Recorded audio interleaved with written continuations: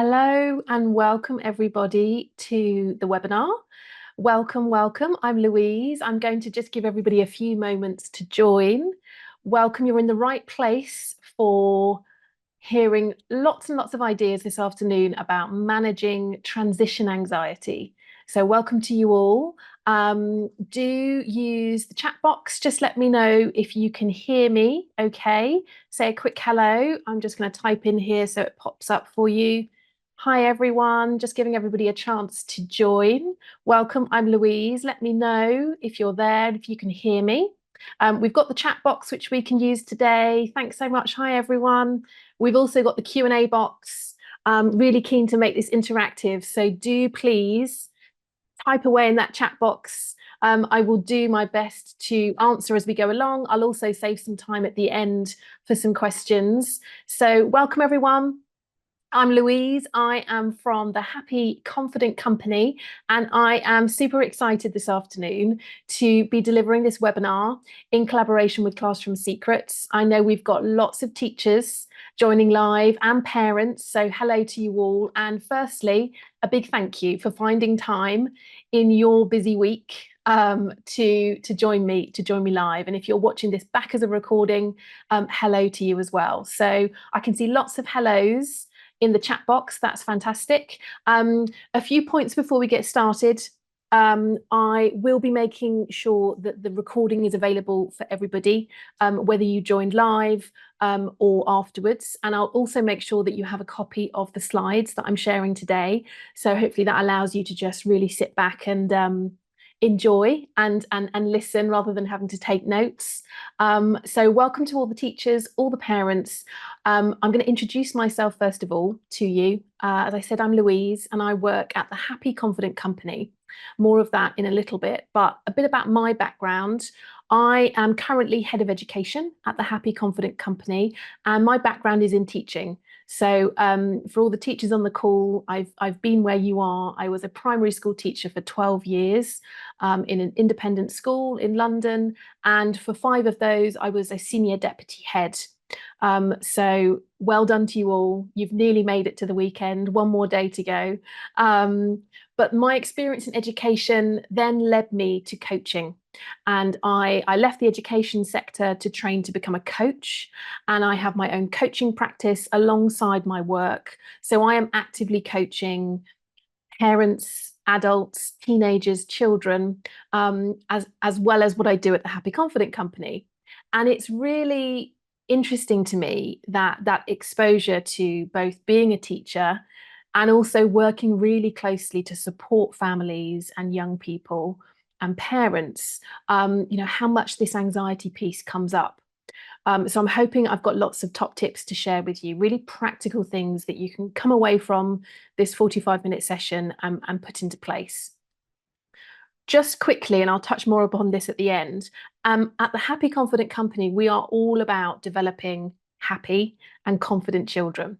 And how we go about doing that is we've got a whole bank of resources that we make available as a schools program, but also for families at home. And that content includes supporting children to develop a whole range of life skills. So that would include resilience, emotional intelligence. We have a feelings program to really help develop their emotional awareness. And lots of what I'm sharing today really picks upon the work that we do and the content that we have.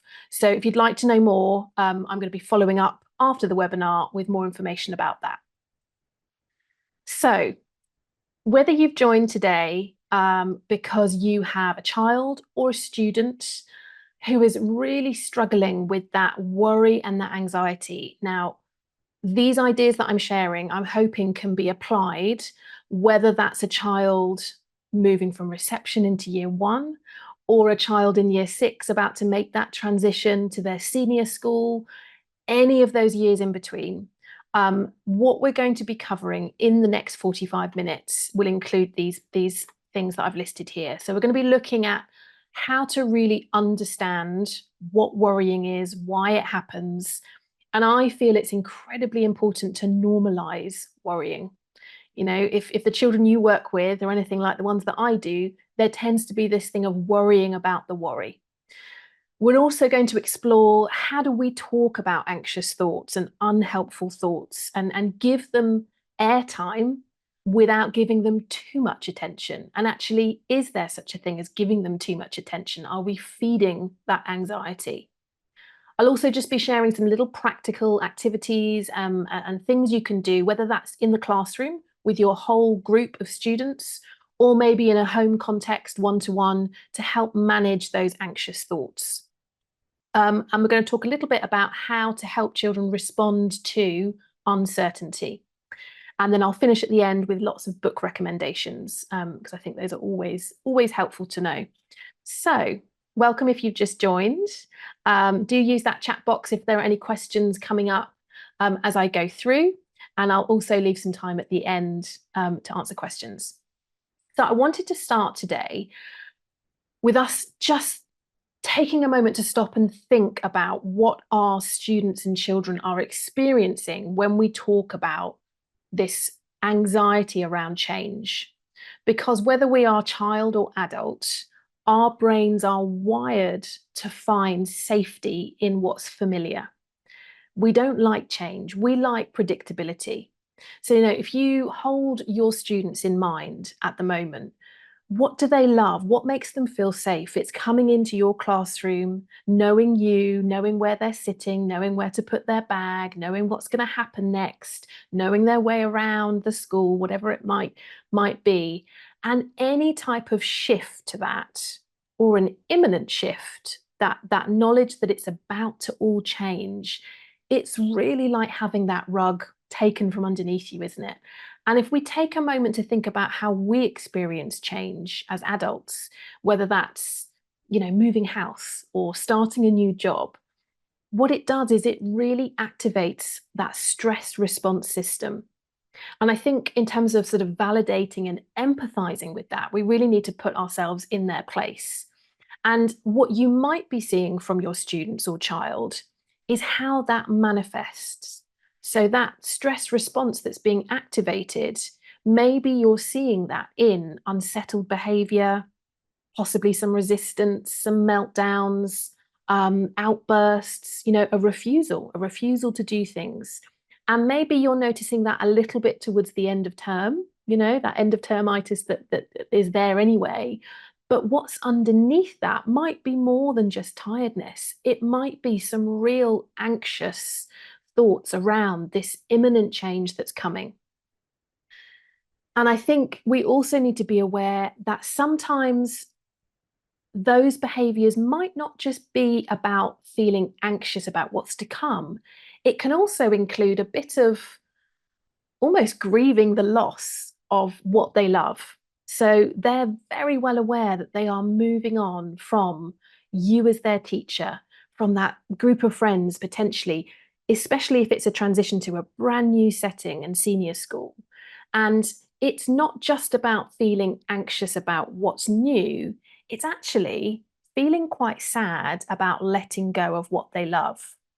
So, my first invitation here is to just really be ready to explore it, ready to have that conversation and say, when you say you're feeling scared about next year or, your new class, your new school, I wonder what else might be going on there. And I wonder if maybe it's not just nervousness and anxious that you feel, but perhaps you're feeling sad.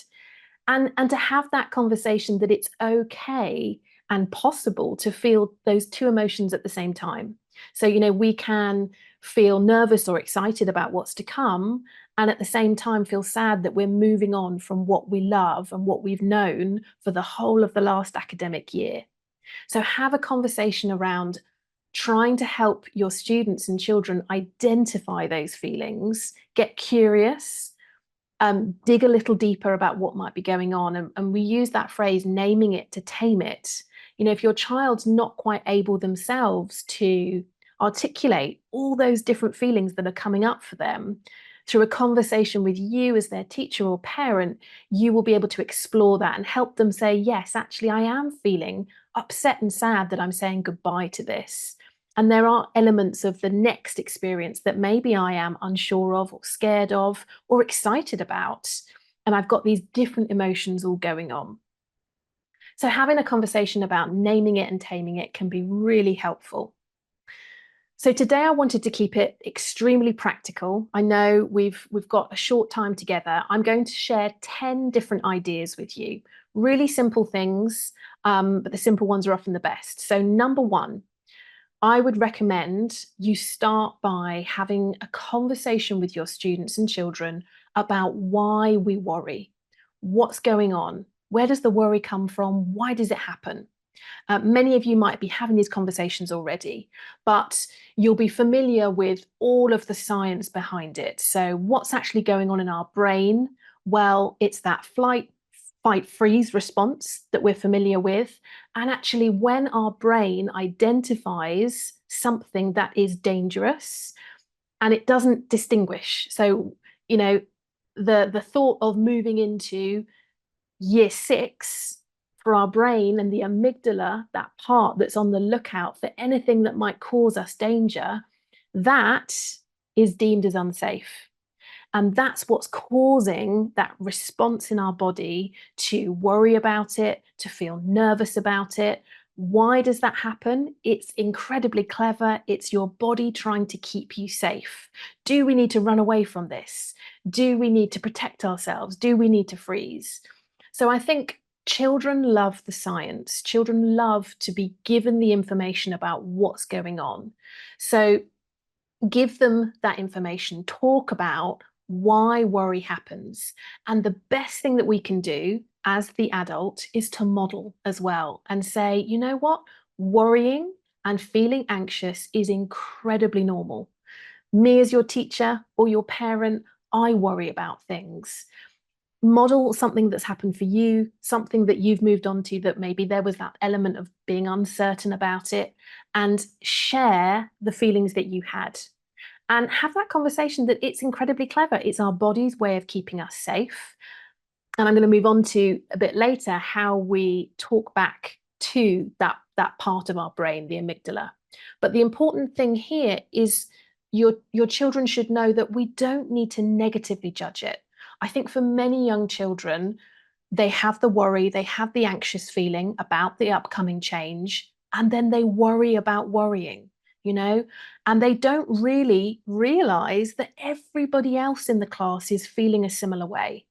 So, if we want to normalize it for them, we've got to get them talking about it. And this is one of the most powerful things you can do. Have a conversation, carve out that time in transition morning or week, whatever it might be, thinking about next year, get it all out.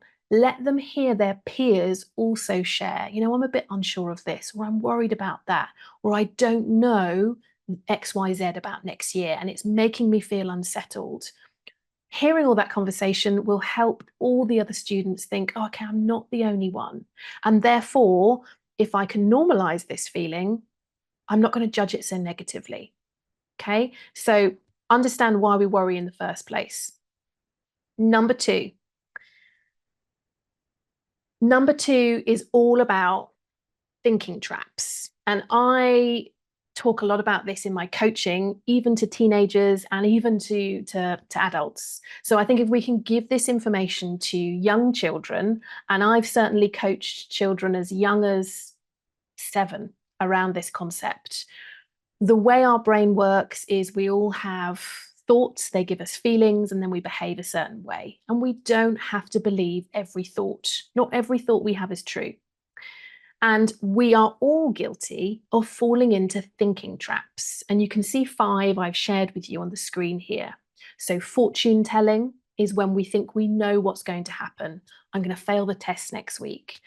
Year 3 is going to be terrible. The new teacher's going to hate me. Catastrophizing is when we spiral completely out of control.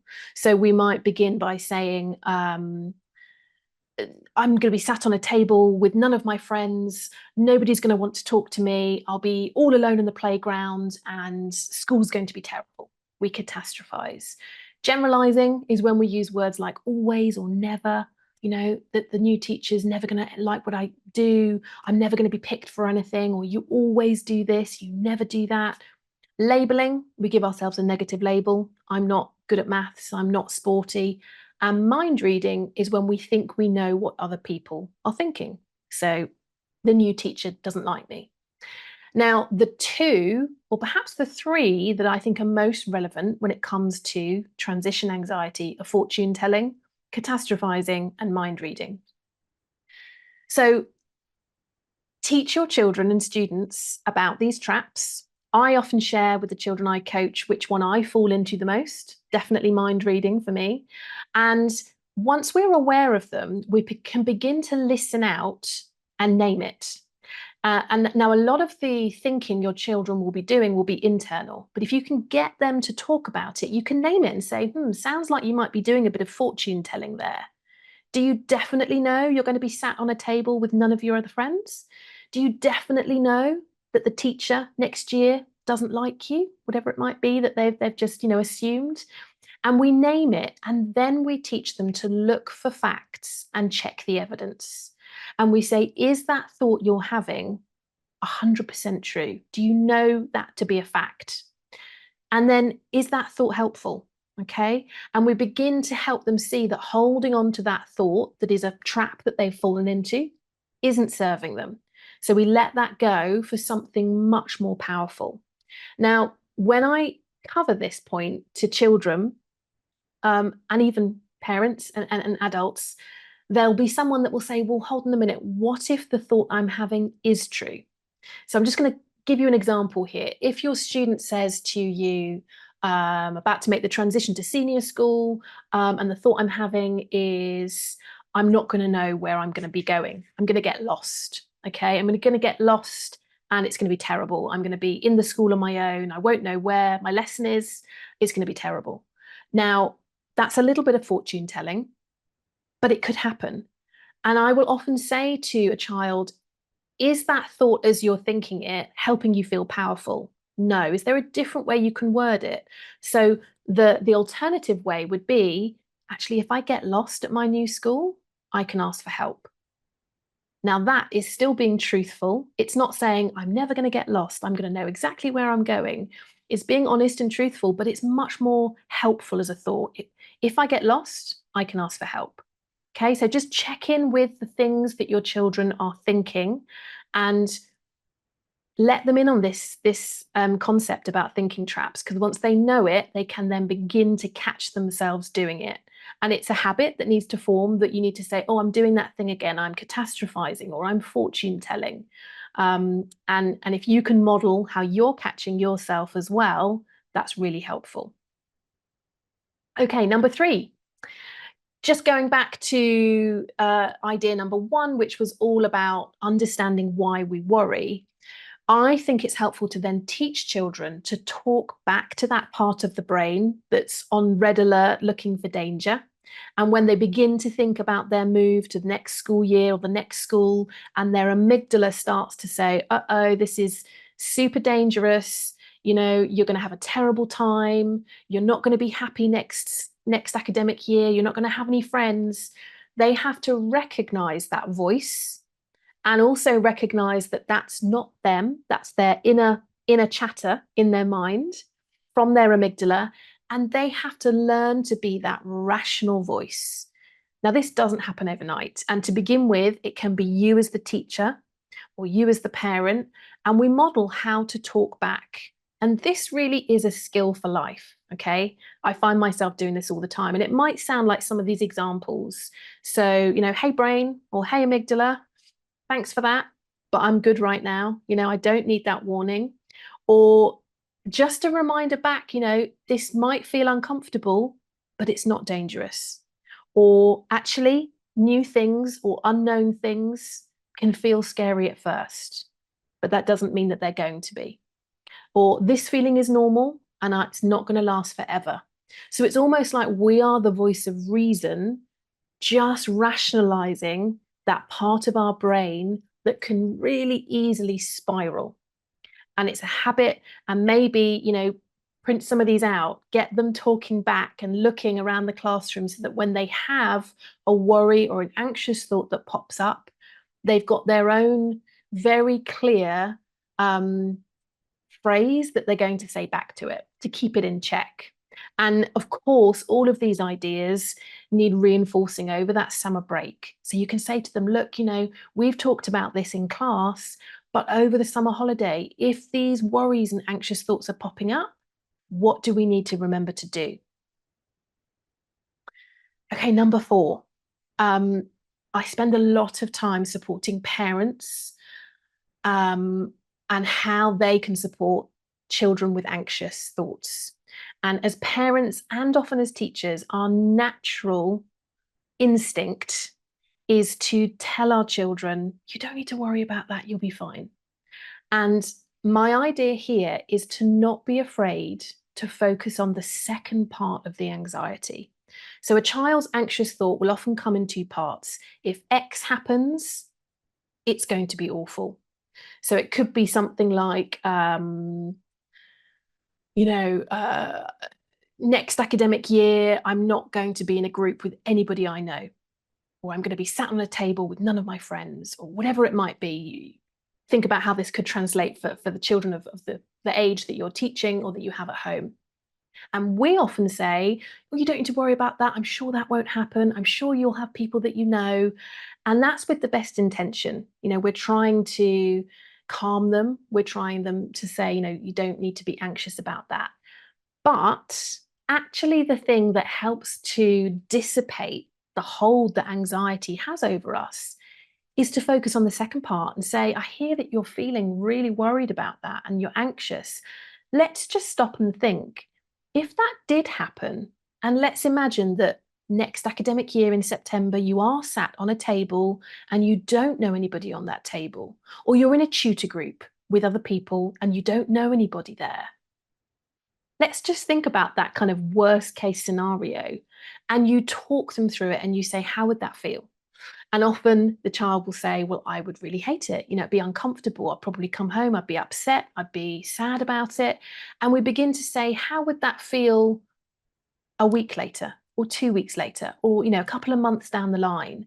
And we help them see and build that picture that, yes, it might be uncomfortable, but they would cope and they would ultimately be okay.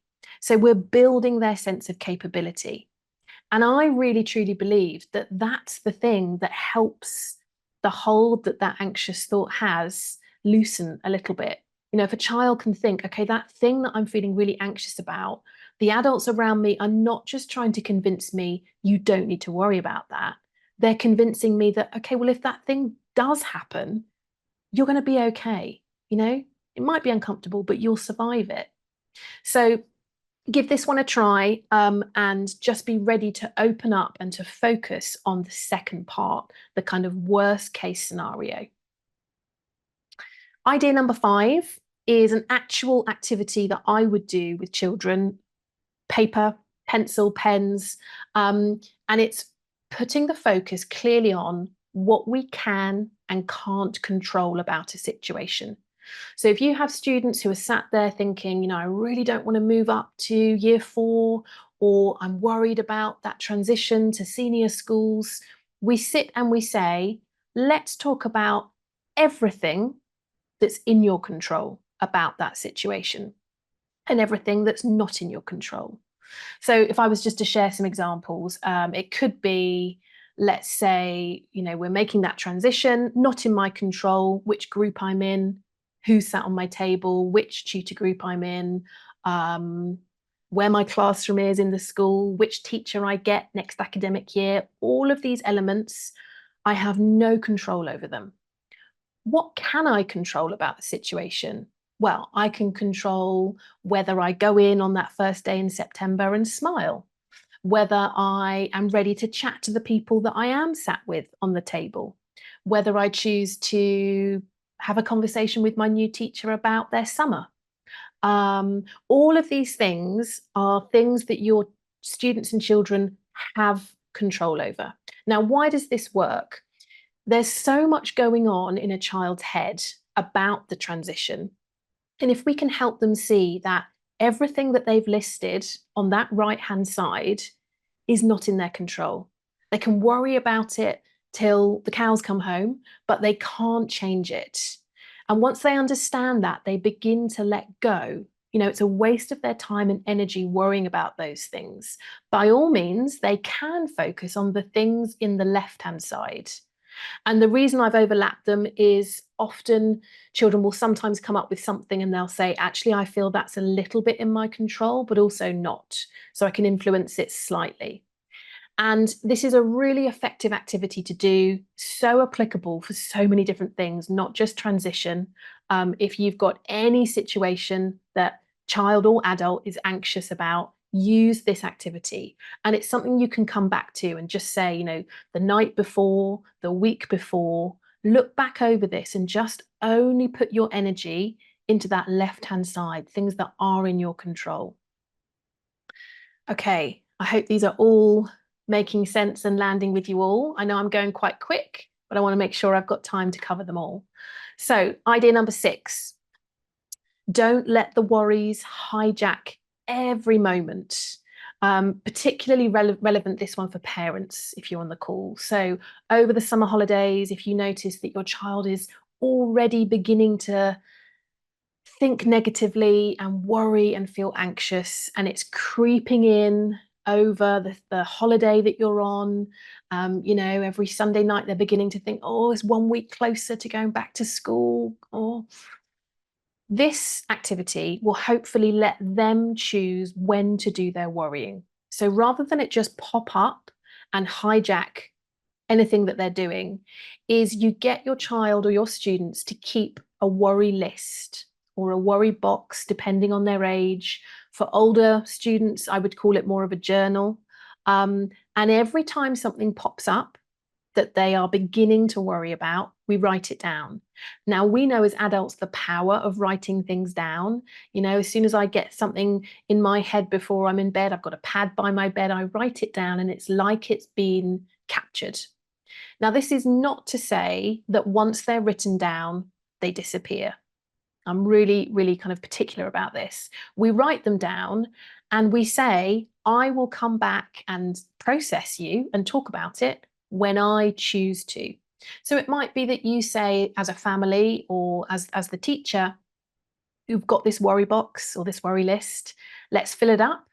And at this particular time, this particular day of the week, we're going to empty it out and we're going to read them through and we're going to have a big old talk about them. But until that point, we're not going to give them all of our attention. And it just really gives that autonomy back to your students or your child, that it's not, every moment is spoiled by that thing niggling them in the back of their head.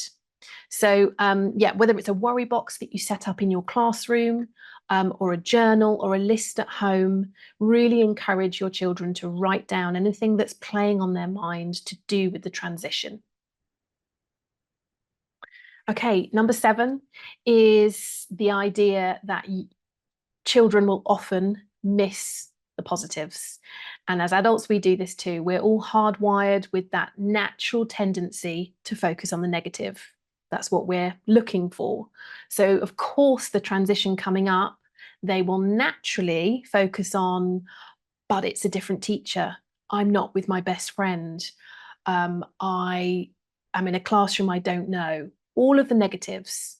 And for us as the adult, we can step in and say, let's keep that balance, that really healthy balance. It doesn't mean we ignore the sort of negatives that are coming up for you or the things that you're worried about, but we need to balance that out.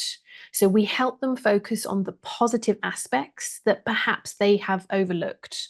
So it could be that you say, I hear that you're telling me all these things that you're not sure about moving into year 3, but I'm wondering, what have we forgotten? What have we missed on our list? I'm guessing you're probably also excited that you get to go on that residential trip in year 3 that you didn't do in year 2. Or maybe, are we forgetting the fact that we get to eat lunch somewhere different?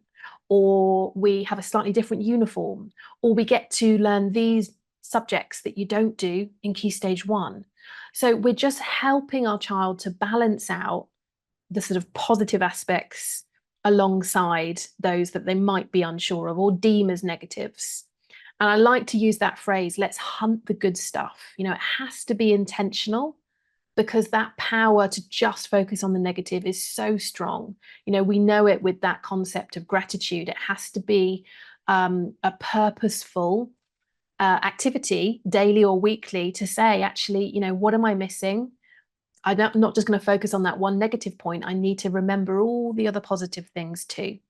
And this, again, is a brilliant life habit to be developing in your young students.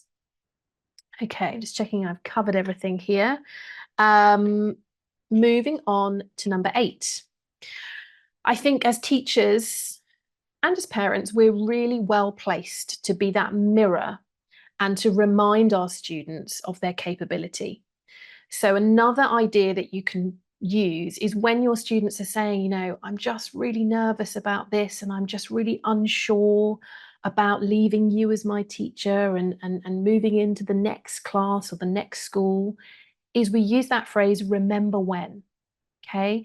And what we're doing is we're reminding them of a previous time that they have felt this emotion, or a previous time that they've dealt with change or a transition, because children will easily forget.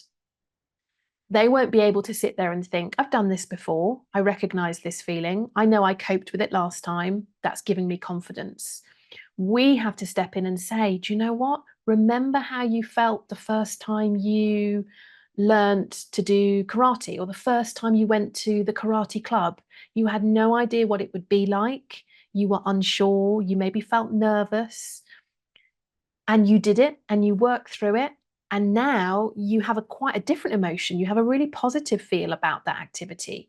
So remind them that this is normal. This is to be expected. You've done this before and you've worked through that feeling before. And it gives them that sense of capability.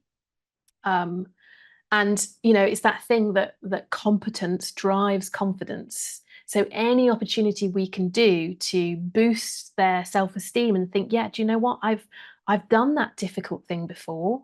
I wasn't sure about my new teacher this time last year, and I worked through that, and now I'm familiar. This is just that cycle happening again. Okay, number 9. I have this diagram printed out, and I used to have it printed out when I was a teacher as well, and up in my classroom, because I think it's very helpful to teach children about comfort zone. And this diagram shows that, we can all feel very firmly in our comfort zone when we are doing something that is familiar, that we're good at doing, and we feel safe when we're in our comfort zone. We feel happy. We don't have to try so hard. And actually, we're coming to the end of the academic year. We are firmly in our comfort zone. Okay. What does it feel like when we step out of that and we challenge and push ourselves to go more into our learning zone? And if you're having this conversation with your students, I would begin by giving them different examples. So, activity wise, children might often say, for me personally, reading might be my comfort zone. That's an activity I feel very confident doing. But for me, if I was to do something like maths or running or swimming, and it's different for every single person, that would push me into my learning zone because I am more challenged. I have to think a bit more. I probably make more mistakes.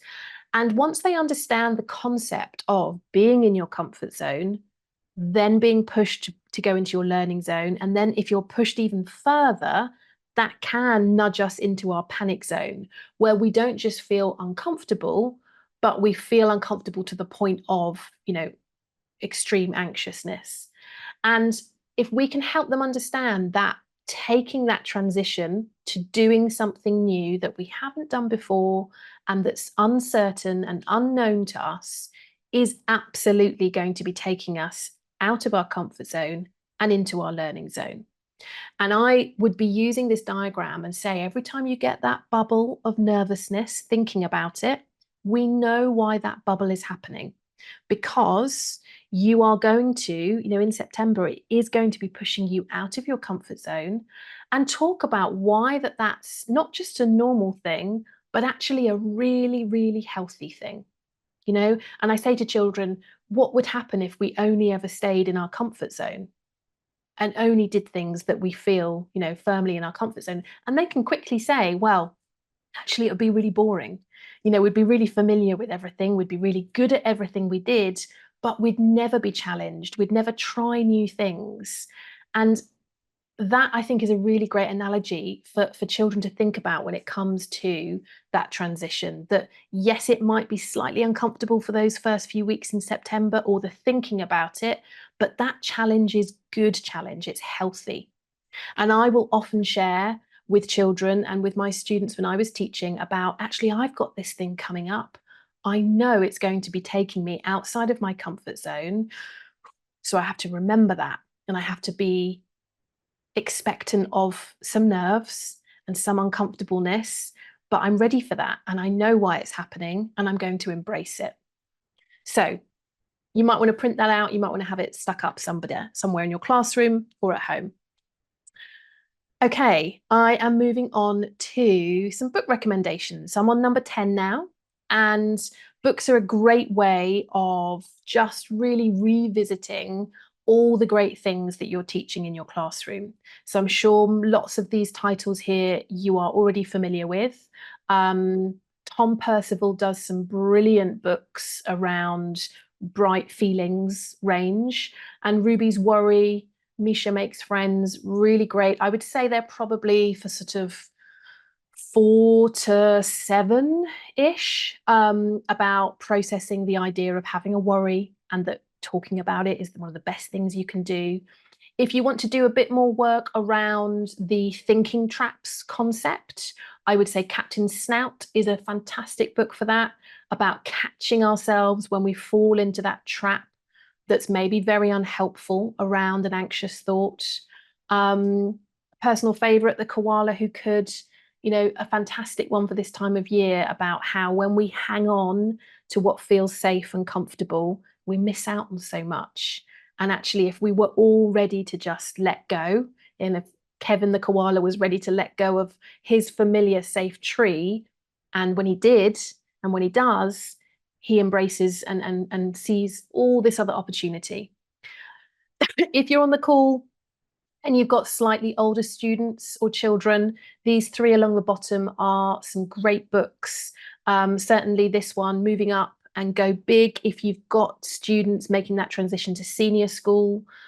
Really great content there about what to expect, how to just manage those nerves around that uncertainty. And I think, we all need to just remember that uncertainty, it doesn't mean it's going to be terrible, but it means we don't know. And what I would recommend here, particularly for children that are making that transition to senior school, is use that Venn diagram. But instead of what you can and can't control, you might want to focus on, well, what do you know? So let's list out all the things that we don't know. What do you know for sure? Okay, so maybe what information have you been given already? You do know that this friend's going to be there with you. You do know the name of your tutor. You do know where to go on that first morning. Yes, there might be lots that they don't know, but if they can hang on and to focus on the things that they do know, that can help kind of give them a bit of grounding. Other ideas that I would highly recommend, more from the parent piece. I had some questions from those who registered about, what can I do to help support parents when that return happens in September. I would say all those things that you can get parents to do in the run up. So the week before, few days before, get your child thinking about school. I think we're often guilty of thinking the more we talk about it, the more we're going to make them anxious. So actually, let's not talk about it. And it's the complete opposite, isn't it? The more we talk about it, if the anxious thoughts come out, our reaction and our job is to show our child that we're not scared of those anxious thoughts. Because if they see that, or if they get a sense that we're scared of them or trying to push them away or distract from them, they possibly get the message that, well, I should be fearful of my anxious thoughts as well. So get that dialogue going, do the school trip, the week before, the day before, get that school uniform out, get ready, get back into that routine, so that you're giving your child that familiarity rather than just the night before.